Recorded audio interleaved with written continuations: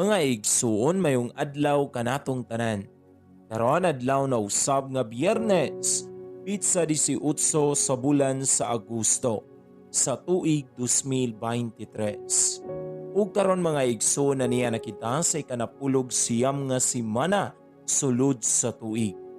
Sa ngalan samahan sa Anak ug sa Espiritu Santo. Amen.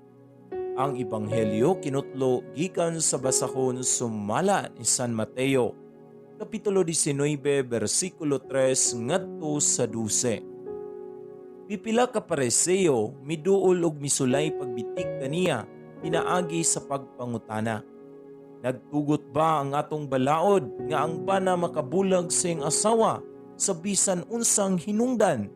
Si Jesus mitubag, wala ba kamo makabasa ning bahina sa kasulatan?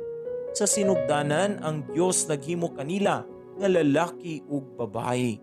Ug mingon, tungod niini, ang lalaki mobiya siyang amahan ug inahan, ug mutipon siyang asawa, ug silang duha mahimong usa.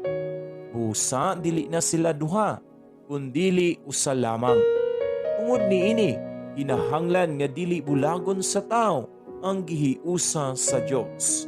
Ang mga pareseo nangutana kaniya, "Kun mao kana, nganong nagtugot man si Moises nga ang bana mosulat sa iyang asawa ug pahibalo sa pakigbulag ug siya makabulag na kaniya?" Si Jesus mitubag, "Mitugot si Moises kaninyo sa pagbulag sa inyong asawa kay kamo gahi magpulo. Apan dili gayud kini mao sa sinugdanan. Busa sultihan ko kamo nga bisag kinsa nga mobulag siyang asawa nga wala magluib kaniya makapanapaw kun siya magminyog lain." Ang iyang mga tinunan mingon kaniya, "Kun mao kini ang mahitabo tali sa bana ug asawa, maayo pagdili na lang magminyo."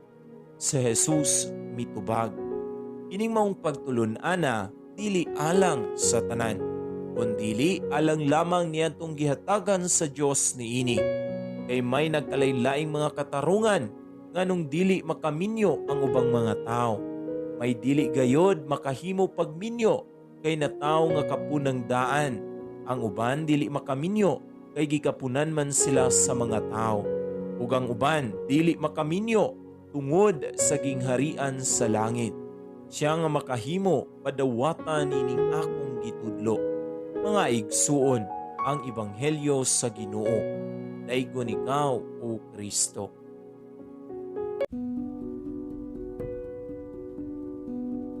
Langit nung Amahan, salamat nining matahom nga adlaw. Salamat sa paghatag kanako sa laing higayon nga makakita pagbalik sa pagsubang sa adlaw. Salamat sa imong paghigugma kanako bisan pa ug ako makasasala. Pasaylua ako sa tanan nakong mga sala. Bisan usahay, di na ko makamatikod nga nakalapas ug supak na di ako sa imong kabubuton. Sa pagsugod nako karong adlaw, nagampo ako alang sa imong giya ug proteksyon. Nga malayo ako sa tanang kadaot, iyahi ako sa dalan nga matarong, ug tudloy ako sa hustong buhaton nga sigo sa imong kabubuton. Imuang ang akong mga pulong ug ang akong mga lihok mo'y makadala og kadungganan sa imong balaang ngalan. Salamat Ginoo sa imong gihatag ug gitubag nga mga pag-ampo. Pinaagi na Jesu Kristo ako nagampo. Amen.